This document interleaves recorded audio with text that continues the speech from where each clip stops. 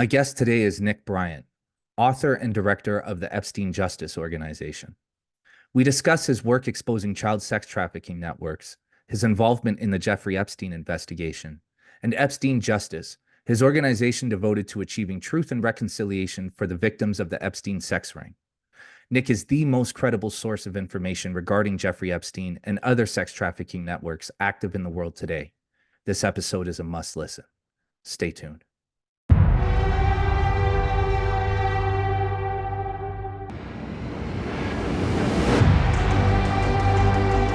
Nick Bryant, thanks for your time today, man. I've been excited for this conversation for a really long time. Glad to be on your show. Yeah, man. It's so I want to first talk about how I discovered your work. I was working on a piece for a column that I was writing back in 2012 when the Jerry Sandusky child rape case was ongoing. And through that, I stumbled into the Franklin scandal. And through that, I stumbled onto John DeCamp's book. And then through John DeCamp, I found you. And I found your book, obviously, to be the most comprehensive. John DeCamp's book was a little bit difficult to read because it's mostly victim statements. And there's a lot of speculation in it as well. Whereas yours was just firm, solid, what's provable. So can you talk a little bit about the Franklin scandal, what it was, and what led you to it? So I was talking to I live in New York City, and I was talking to an editor in New York City, and I'd written articles about very dark things before. I'd written articles about serial killers. I'd written articles about the Hells Angels. I'd written articles about a mafia chieftain who used NYPD detectives for hits. So he just kind of pigeonholed me as the guy that wrote about dark stuff. And he said, pitch me stories that are dark as you can get it. And I kind of threw my arms up and I said, Nazis, Satanists. I mean, how dark you want it? And he went, Satanists. Yes, Satanists. So I had a simple plan. I was going to meet some Satanists, attend a black mass, write an article, get a paycheck, and then go on to the next thing. So I hung out with some Satanists. I didn't particularly find them to be the most virtuous of individuals. And actually, one of them threatened me via email. I kind of got a kick out of that. And when you're a writer and you know this, you're looking at something, but then you're looking at tangents and things that might be related to it. So I was surfing the net and I came across the Finders. And the Finders was a cult out of Washington, D.C. And two finders were in a Tallahassee park with 6 children that looked like ragamuffins. And some concerned citizens called the police.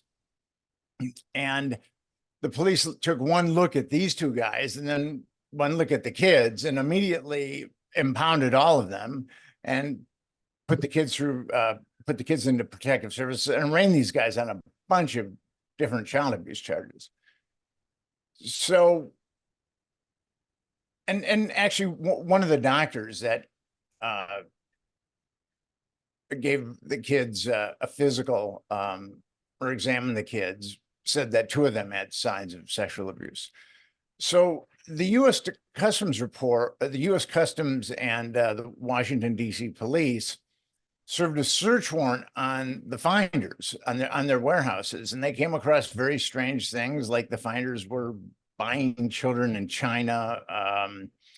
They would put in ads about being babysitters and collect intelligence about families in the DC area. It was just they came across a bunch of very, very disturbing stuff, and including child pornography.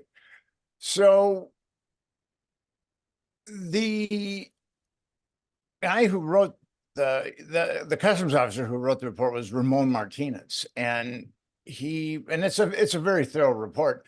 There, since a number of Finders documents have been released, and a woman in the FBI tries to debunk Martinez, but he had no reason for lying. He was just reporting what he saw. And he felt like the finders, that they had enough stuff on the finders to put them away. And he went to and he hadn't heard anything, and he went to the DC Police Department. And he said, "What about this investigation?" And a DC cop told him, "Well, the finders have become an internal CIA matter, and there will be no further investigation." And that just, Yeah. that was my game changer. That was the beginning of my paradigm shift. I knew that the CIA did some unsavory things in various countries because their leaders threatened to nationalize things that companies that were owned, like United Fruit, and other companies like that. So I knew that the CIA fomented coups and stuff like that, but the CIA stepping in to quash an investigation on some people that are seemingly doing very bad things to children just stunned me. I mean, it didn't compute. I'd read some books. I'd been in academia, studied philosophy. I thought I kind of knew how the world worked, but that document did not compute with me. Whatever world that document came out of was not the world that I thought I knew. So I started looking for other stories where there was potentially child trafficking and a CIA nexus. And that brought me to Omaha, Nebraska, and the Franklin scandal. And I was in Omaha in 2002 for the first time. And the Franklin scandal had gone down in the late 90s and been covered up in the late 90s, or the late 80s, early 90s. And I did come across a huge trafficking network. And actually, I went there pretty skeptical. I read a book about it. It was written by John DeCamp. I didn't think it was that good of a book. There was a lot of speculation. I knew that something had gone down I felt like something had gone down in Omaha for sure, but I didn't see him proving a larger network, or a nexus with intelligence. So I went there and I started digging into it. And when I was there about the first time I was there about a week, a little over a week. And I got to one of the victims, and I got to one of the blackmail photographers. He talked to me. I was pretty fortunate. And then I talked to someone who was in the Nebraska State Senate and other people. And when I was there, people were terrified to talk about this. I mean, it was like I was doing an expose on the KGB and Stalinist Russia. And then I found someone tailing me, or I caught someone tailing me. And then on my last night there, I had a death threat. So that gave me the idea that the story had legs. And so I started, I came back to New York City. I was pretty devastated. I wasn't, the death threat and the other things they were stressful. But what devastated me was that there was this huge child trafficking network that was covered up, that had destroyed a number of kids, that was trafficking Boys Town students. And at that point, I felt it was connected to intelligence. And that just stunned me. I'd written quite a bit on children's issues, and I'm very sensitive to children's issues. So the reality of that, of the Franklin network was kind of mind-boggling to me.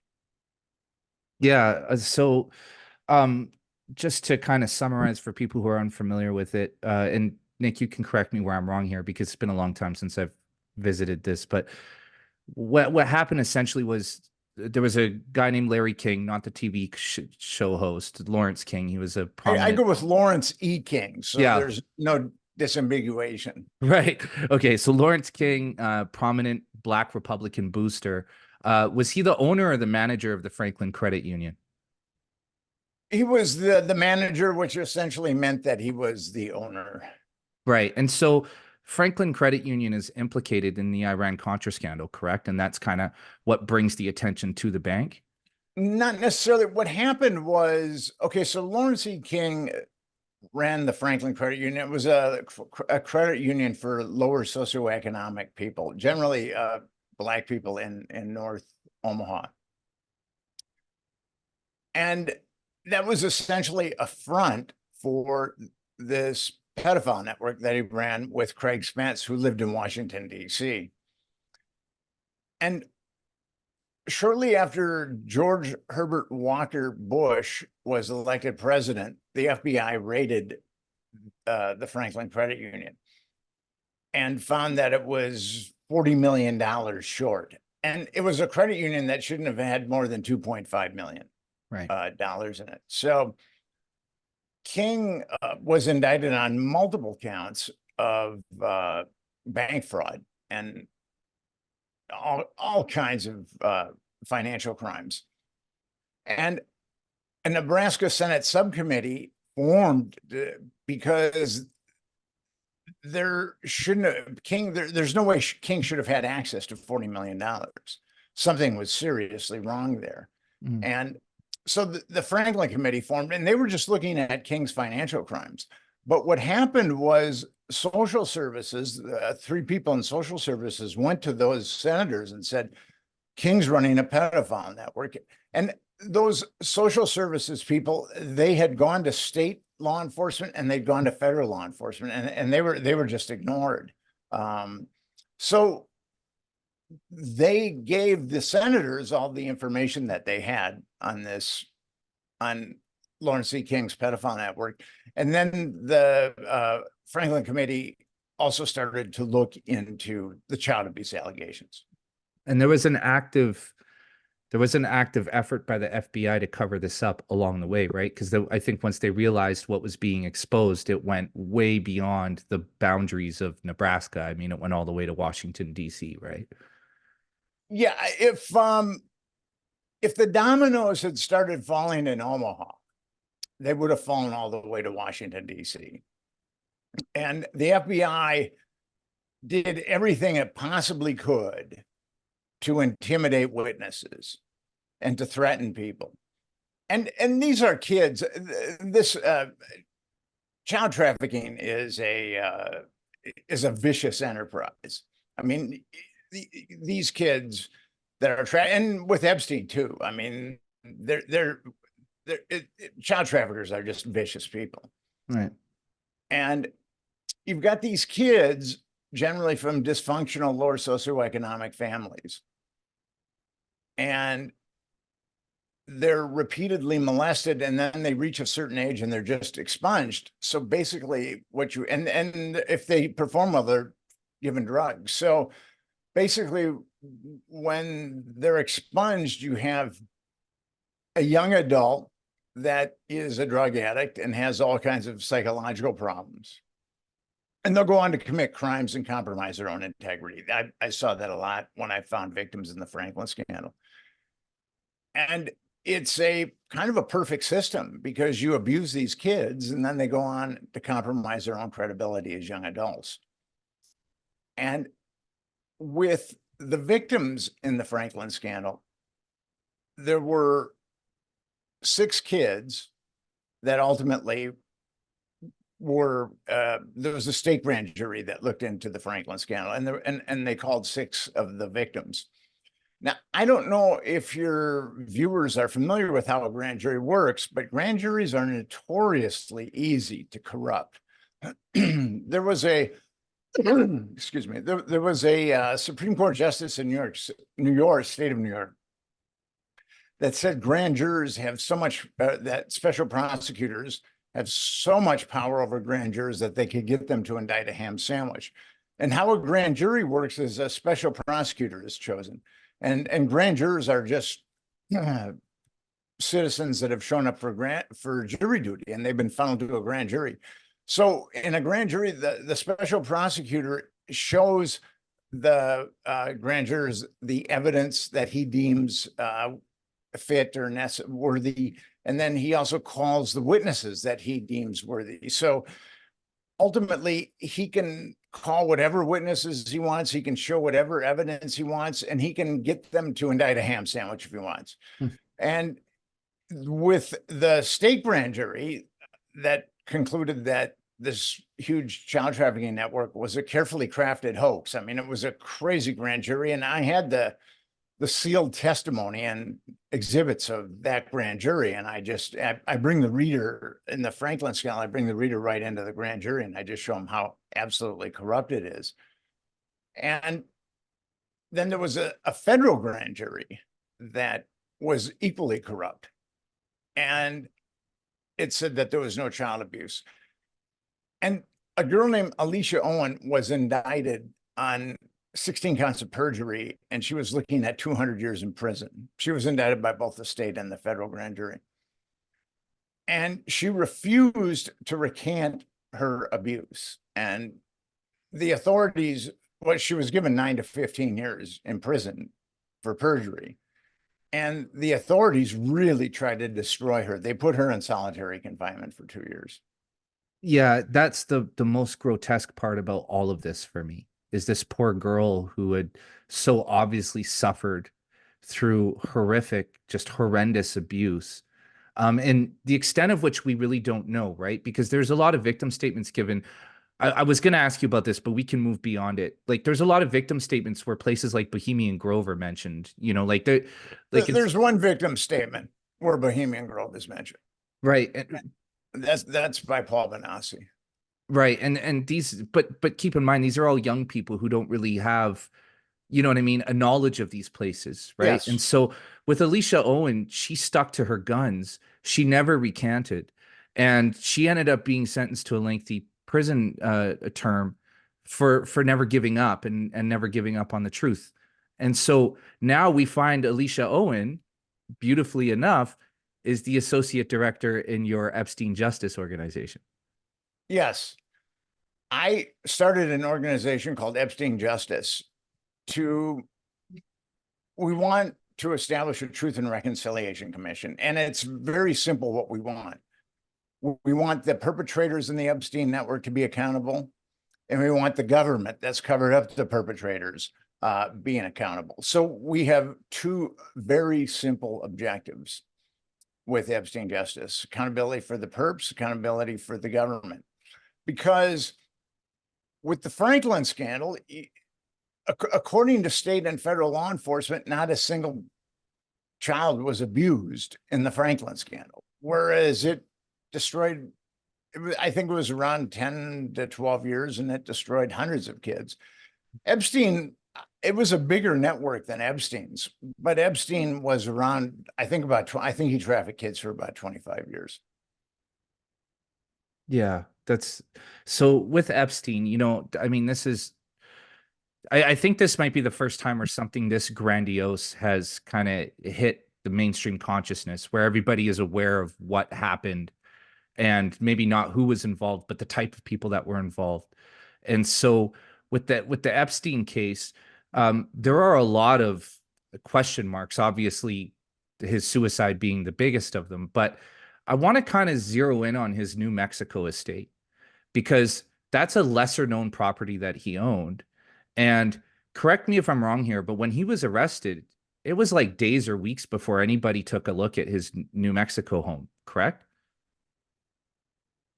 The New Mexico home is kind of interesting because, according to victim Virginia Giuffre, she was pandered to two New Mexico governors, Bill Richardson, who was also Bill Clinton's energy czar, and also Bruce King.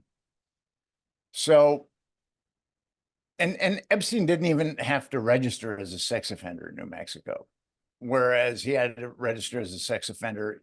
He had residences in Florida and also in New York, and he had to register as a sex offender there. And what's really interesting, I interviewed Juliet Bryant, who is an Epstein victim. She was trafficked by Epstein as a young adult, not as a teenager. And she said that she kind of went unconscious in the New Mexico mansion, and she was staying there, and then the lights went out. She was possibly drugged, and then she came to, and she came to in like a laboratory where her ovums were getting harvested. And Epstein was heavily into transhumanism, and it's not that difficult to clone a human being. It costs about $1.5 million to clone a human being. So, and Dolly the sheep got cloned, I believe it was 1996 or 1997. And if you can clone a sheep, you can clone a human. It's fairly straightforward, fairly simple. And that's what Juliet Bryant thinks, is that her eggs were being used to clone these rich, megalomaniac, malignant billionaires. Not that I have anything against them personally.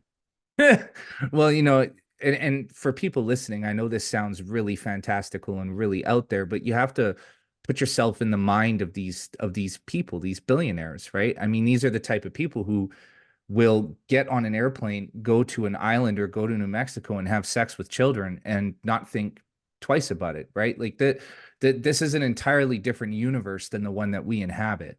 And so it Well, isn't. oh, go ahead. Go No, ahead. no, no, Sorry. please, please, please go. Well, this is the universe that I came across on the U.S. Customs Report on the Finders. This is the parallel universe where shadows reflect light, where innocence is condemned, where lies masquerade as truth. It's like an inversion of the world that we live in, the universe that we're talking about.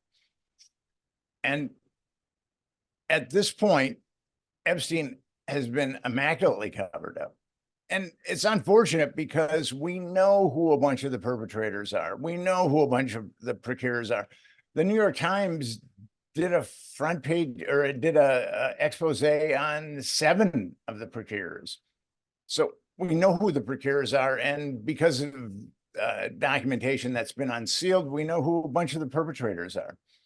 And our government, when you cover up a crime, you're aiding and abetting that crime. So both in the Franklin case and also with the Epstein case, our government is aiding and abetting child trafficking. Now, no one out there would trust an individual or an entity that is aiding and abetting child trafficking. Just wouldn't. So we have our government aiding and abetting child trafficking. How can we trust our government if it's that perfidious that it's going to cover up child trafficking? Well, I think, I think our time for trusting our institutions, especially after what we just went through and seeing what happened to Epstein, I think that time's over. But, I want to talk about Epstein's Black Book because you came into possession of it. Can you talk about what his Black Book is, how you acquired it, and what information you gleaned from it? So I started to look into Epstein about 2011, and it was out that he would have multiple underage girls give him massages, up to 3 a day. I mean, his addiction. And when I'm talking about massages, I'm talking about, getting him off. So, and some of them would be actually molested too. So he was, but he had an insatiable appetite for pubescent girls. And there was a grand jury that came back that said that he hadn't molested any girls. Now, and this is the grand jury thing again. I explained it in Nebraska, where a special, in this case, it was Barry Kirshner, who was the special prosecutor.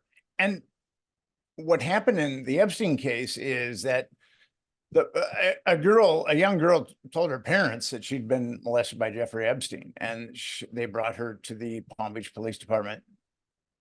And the girl described his home and described his anatomy, but they didn't know about Jeffrey Epstein. They didn't know what he was or who he was. They just knew that he was a philanthropic. What they thought was a philanthropic billionaire. So they investigated him for about a year, diligently but gingerly, and they ultimately had the names of 5 underage girls that had been molested by Jeffrey Epstein. And then they had corroborating statements from other individuals. And they were just going to indict Jeffrey Epstein on 5 counts of child abuse. And that case was taken away from them and given to a grand jury. And that's very abnormal. And it's very abnormal in Florida because usually capital cases only warrant grand juries. And Barry Kirshner was the special prosecutor. And by the time that grand jury was called, the Palm Beach Police Department knew of 23 victims, underage victims of Epstein, but he only called 1, and he skewered her. So those grand jurors didn't return any indictments about Epstein regarding child abuse. And Michael Ryder, who is a real hero in this, he's the chief of the Palm Beach Police Department, he became quite vociferous because they knew of 23 victims. So Epstein should have been indicted on multiple counts of child abuse. And he went to the Justice Department, and the U.S. attorney for Southern Florida was Alexandra Acosta. And by the time that Acosta got into this, there was a list, and I have the list of over 30 Epstein victims, 30 Epstein victims. And I guess Acosta was going to, excuse me, Acosta was going to go after Epstein, but he was told to stand down because Epstein was intelligence and it was above his pay grade. And how that came out, he was nominated to be Secretary of Labor under Trump. And when the Trump campaign was vetting him, they asked him why he went light on Epstein. And he said, well, I was told that he was intelligence, so stand down. And what's really frightening about that is there's only 2 people constitutionally that can tell a U.S. attorney to stand down. One is the president and one is the attorney general. I mean, that message can be delivered by a minion of the president or the attorney general, but it has to come from the apex of power. And so ultimately the feds, even though they had a list of over 30 Epstein victims, did not indict Epstein on a single count of child abuse. That's insane. And so I want to talk about Epstein being intelligence because, you know, there's a lot of speculation that he was a Mossad agent, right? And, you know, there's the blue and white temple on his island that kind of resembles the Israeli flag a little bit. But, you know, when it comes to intelligence, we have to remember that like, for example, you have the Five Eyes nations, but there's a wider intelligence network amongst allies, right? And so if he's working for Mossad, then that means he's also working for the UK. That means he's also working for the US, more than likely, right? Is that generally how it works? Like if he's intelligence, he's kind of working for everybody, right? That would be situational, I think. But here's the thing, when people say it's the Mossad, there's no way the CIA would let Mossad agents compromise powerful Americans on American soil without getting a cut of that intelligence. That's not going to happen. So if the Mossad was involved, it would have been a CIA Mossad operation. And so what essentially is being inferred here is that Jeffrey Epstein is running a massive blackmail network on behalf of the intelligence communities, correct? Yeah, it's very similar to the Franklin scandal. You had a kind of a great Gatsby. Epstein was kind of a great Gatsby kind of like figure, and so was Craig Spence. He was the pimp that ran the Franklin network with Lawrence E. King, and he was an intelligence asset. And his home was wired for audiovisual blackmail, like all of Epstein's homes were wired for audiovisual blackmail. And he performed basically the same function that Epstein performed. And he started to get a lot of press, like Epstein started to get a lot of press. And once a blackmail artist starts getting press, he is no longer useful as a blackmail artist because people are going to know better. And how that would work, and I'm sure Epstein had a similar formula, is Spence would invite a number of power brokers, politicians, media people, financial people to his home. And it would be like a straight Washington, D.C. cocktail party. And he would ply his guests with lots of alcohol. And then at a certain point, maybe at 10 o'clock or 11 o'clock, something sexually inappropriate would happen. Someone would break out some coke, something like that would happen. And the people that were wanted nothing to do with it would split, but the people that were wanted to go party harder, they would stay and they would ultimately be compromised. And I think that Epstein basically did the same thing in his home, in his homes. When the Palm Beach Police Department searched his home, they found hidden clocks, or they found cameras and clocks. And two Epstein survivors have come forward and talked about Epstein had a secret room where two people monitored, men, as in plural, monitored the bedrooms and the bathrooms of his mansion in New York, and his place, his island, was also wired for audiovisual blackmail. So if you partook of anything illegal with Jeffrey Epstein, that was you'd be blackmailed. And so in this case, I mean, we've seen the Black Book. The Black Book was published. You had originally sent the Black Book to Gawker, and then it kind of did the rounds a little bit. And there are a lot of names in that book, a lot of very prestigious names. What happened with the Black Book is I kind of got sidetracked, but what happened with the Black Book was I acquired it in 2012 on my first visit to Florida. And I came back to New York City and I pitched it to various editors and nobody wanted to touch it. And finally, Gawker was willing to let me write some articles about it and put it on their website. And then at that point, everybody knew about the Black Book. And there has been tons of ink spilt on that Black Book, tons. And one publication has given me credit for ushering the Black Book into public consciousness. And it's kind of funny because no one would touch that Black Book until Gawker published it. And of course, no one wanted to give me credit and no one wanted to talk to me except for Vanity Fair. I got to give them that Vanity Fair at least gave me credit for ushering the Black Book to the internet.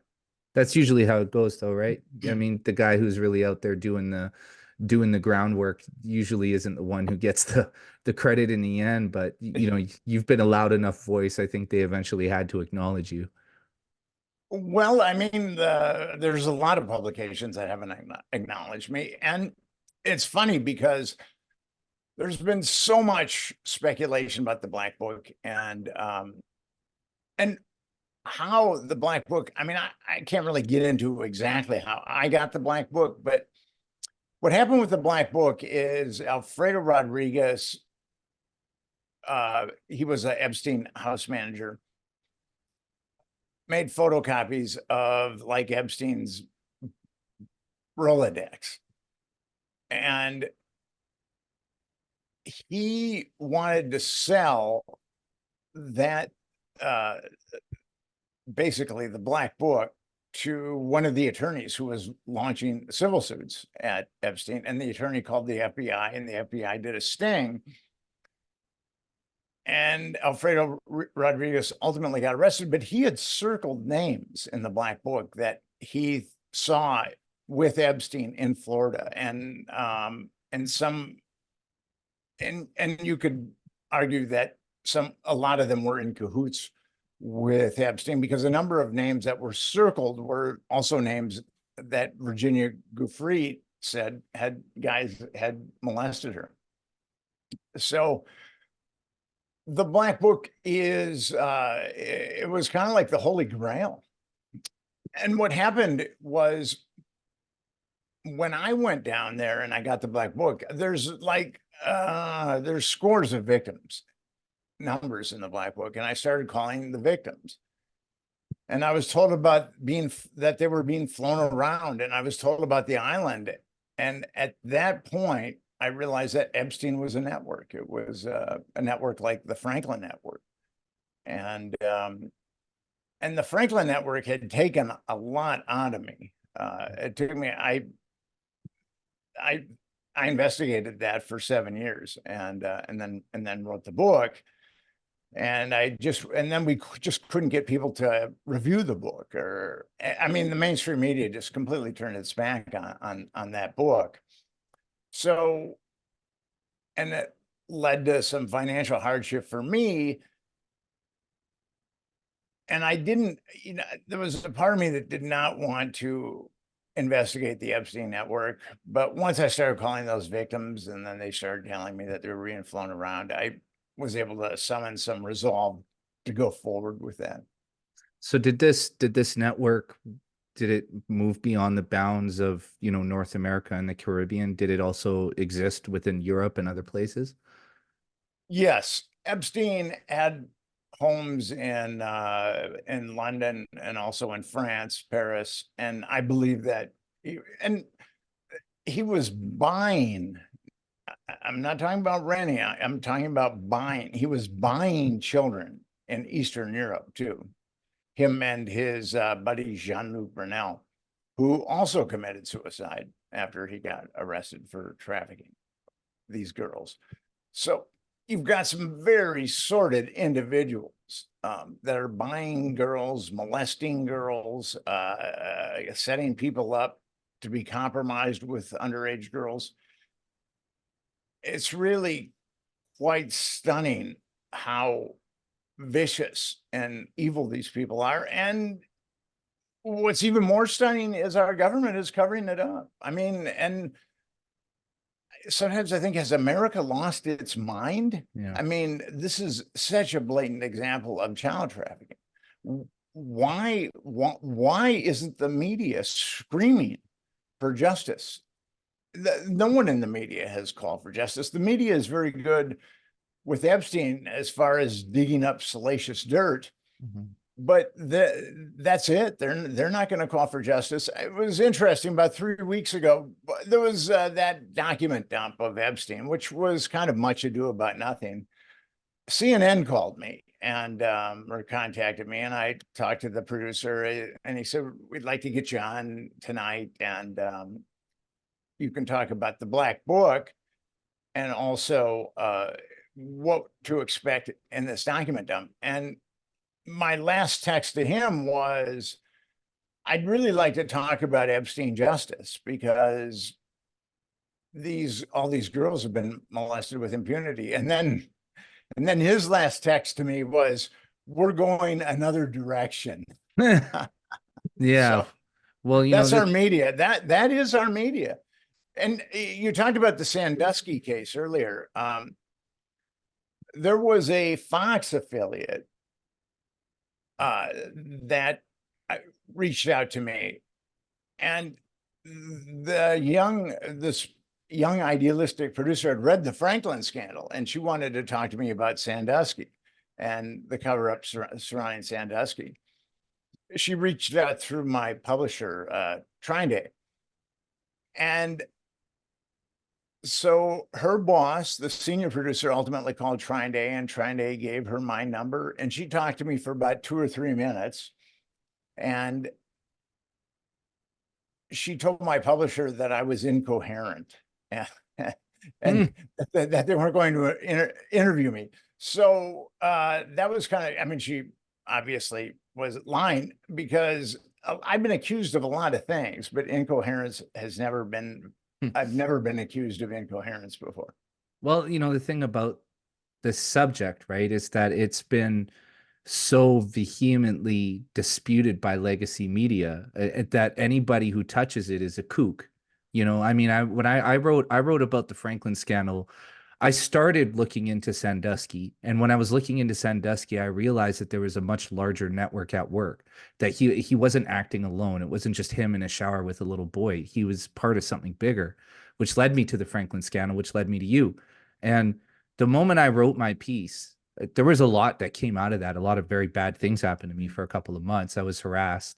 But what happens is people go, "Oh, you're crazy," because this is so out there. This is so otherworldly. There's no way that this is happening. And now with Epstein, the world is at least kind of getting an idea. No, that this is real. This does happen, right? Yeah, absolutely. It's funny. I, I was in the Village, I don't know, about 6 months ago, and some people thought I'd lost my mind when I was talking about Franklin, what they just couldn't comprehend it. And a guy was walking his dog who I know, and he goes, "You were right." He was screaming, "You are right. You were right." And then I saw him about 3 months later, and he was screaming, "You were right. You were right." So, um, it's what the problem is now is the mainstream media or the legacy media. The legacy media has, and that's why I started Epstein Justice. The legacy media now has to scream for justice in the Epstein case. We cannot let our government cover up for a bunch of child molesters. And that's the thing about Epstein Justice. This is what we want. We want accountability for the perps, and we want accountability for the government. And it's kind of interesting. There was a Tennessee representative that came out, Tim Burchett, I think his name is pronounced, and he actually said that his clients were, or that his colleagues were compromised. He's the first politician I know that has come out and said that, and this was just last month, that his colleagues were compromised. And a guy like that is either got is obviously squeaky clean, because for him to say something like that, I mean, and it took a lot of courage because no one has said that that I know of at this point in U.S. history. So that was quite impressive for me, and it corroborated what I've been saying for 21 years. Yeah, and you've been probably the most credible voice on, you have a high amount of integrity. The thing that I respect about you is that you don't go too far off into speculation. You stick to what's provable, which is scary enough, right? Like what you have evidence for and what you can prove is scary enough. So I guess the bigger question here is, you have Ghislaine Maxwell, who is, basically Epstein's right hand lady. She was his number two. Every month we hear client list, client list. They're releasing the client list. They're releasing There's names. no client list. There is no client list. The closest we're going to come to a client list is the Black Book. Yeah. The client list is some kind of apocrypha that was cooked up by the media and or someone else. But yeah, there's no client list. I mean, we've got the Black Book. That's as close as we're going to come to a client list. And so can we assume that the Black Book, because I've heard you say before that, Epstein's relationships were all utilitarian, right? Like that Yes. he had a purpose for everyone. He didn't have personal relationships like you or I would have. Every one of them served some sort of purpose. So is it safe to assume that the names listed in that black book had something to do with the child sex trafficking network? A lot of them, but not all of them. Yeah. And I guess that's the difficult part, right? Is disseminating between who is, having sex with children and who is just hanging around with this guy that they don't really know much about. An indicator in the black book is how many contact numbers does Epstein have for the individual? Like for Clinton, he had 25 contact numbers. Yeah. And for other people that have been named as perps by Virginia Giuffre, if you look at them in the black book, they've got lots of, Epstein has a number of numbers for them, Trump included. Mm. Yeah. See, and that's a difficult one, right? Because, you know, the thing about situations like these is that there are always people involved that you wish weren't involved, right? But if we're going to really jump into this and go after the people who were involved, you kind of got to go after them all, even the ones that you wish weren't involved or you would like to turn a blind eye to.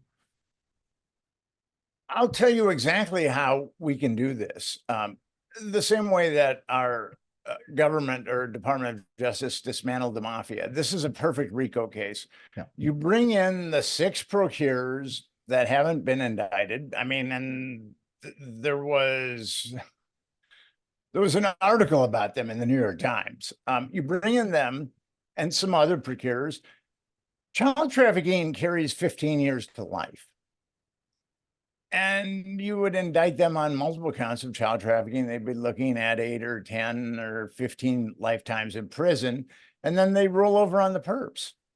It would be, if the Department of Justice had the will, they could have this whole thing cleaned up in a couple of months, 2 or 3 months, if it had the will.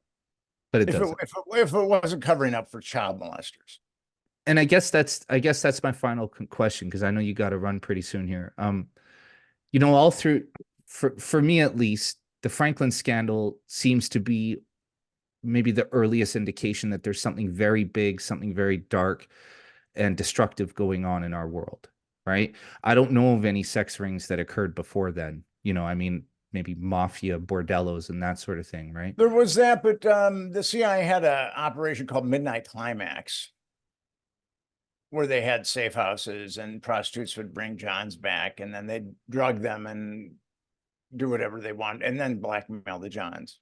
Right. Okay. So maybe that's the earliest, incarnation of this, right? And then it turns into, well, as terms of the CIA or intelligence, yeah, that we know about. Right.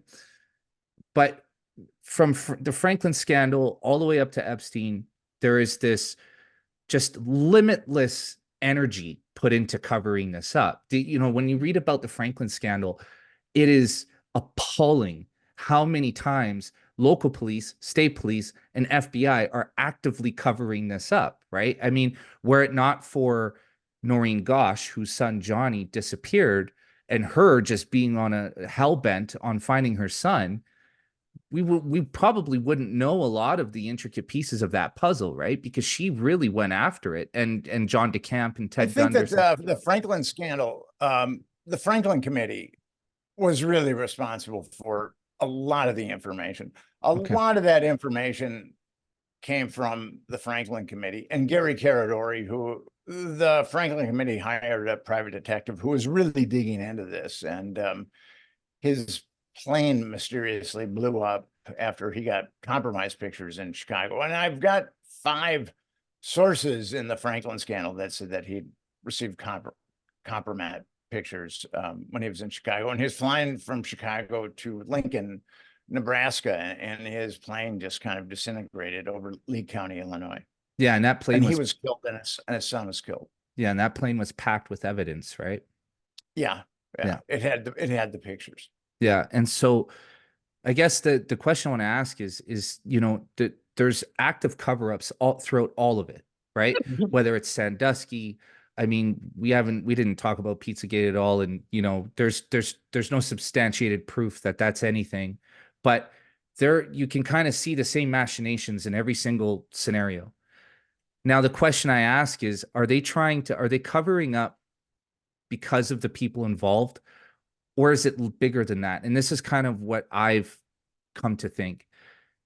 Is it that this is just the way intelligence, the United States, the Western nations operate? And if we were to realize that this is the way that they operate through blackmail and using child sex slaves in order to elicit blackmail, that it might just throw our entire system upside down. Well, actually, I think you're right on both accounts. It's covered up to protect the perps, and it's also covering up a system of politics that is pretty egregious. The congressional approval rating is 17%. Right. So 83% of Americans do not think that the Congress is working in their best interests. We don't want to be spied on illegally, but the government passes laws where we get spied on illegally.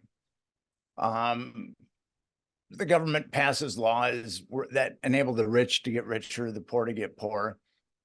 An example is the majority of Americans wanted a single payer system when Obama was in office, and the majority of Americans, and Obama had the House and the Senate.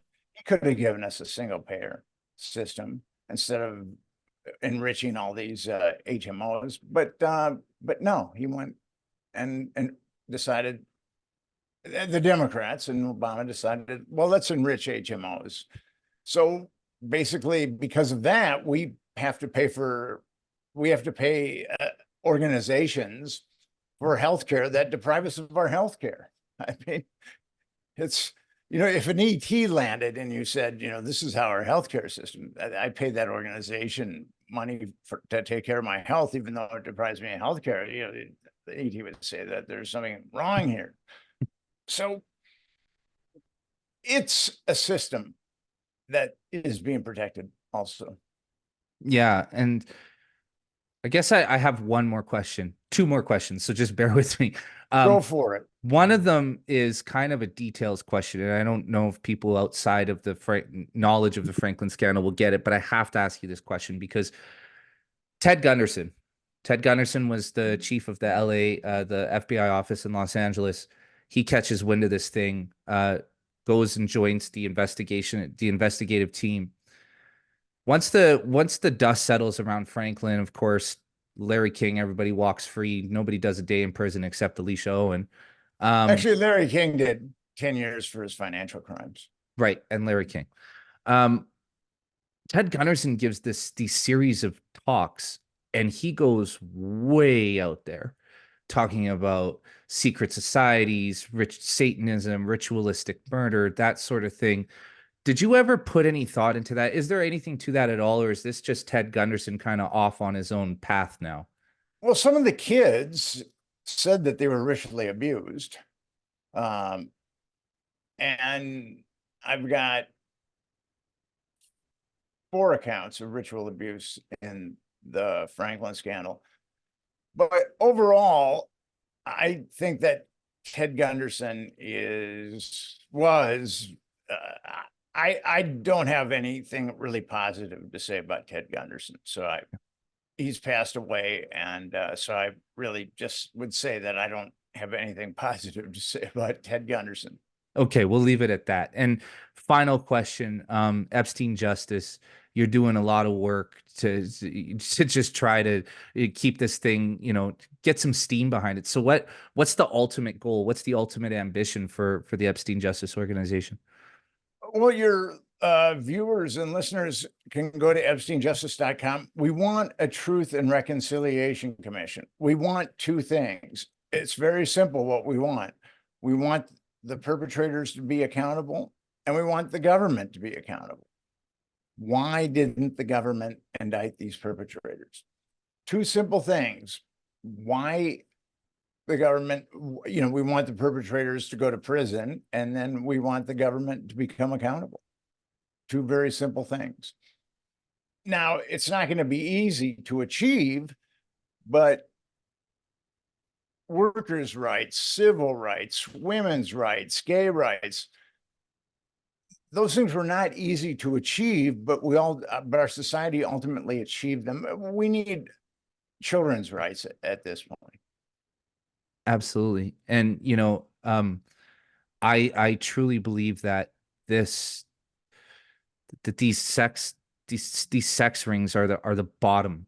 They're the pit of the darkness, and that if we can pull the pin on these, everything else falls apart and comes to light, right? I believe that too. I think if you bore into Epstein, you will come across the reason why the congressional approval rating is 17%.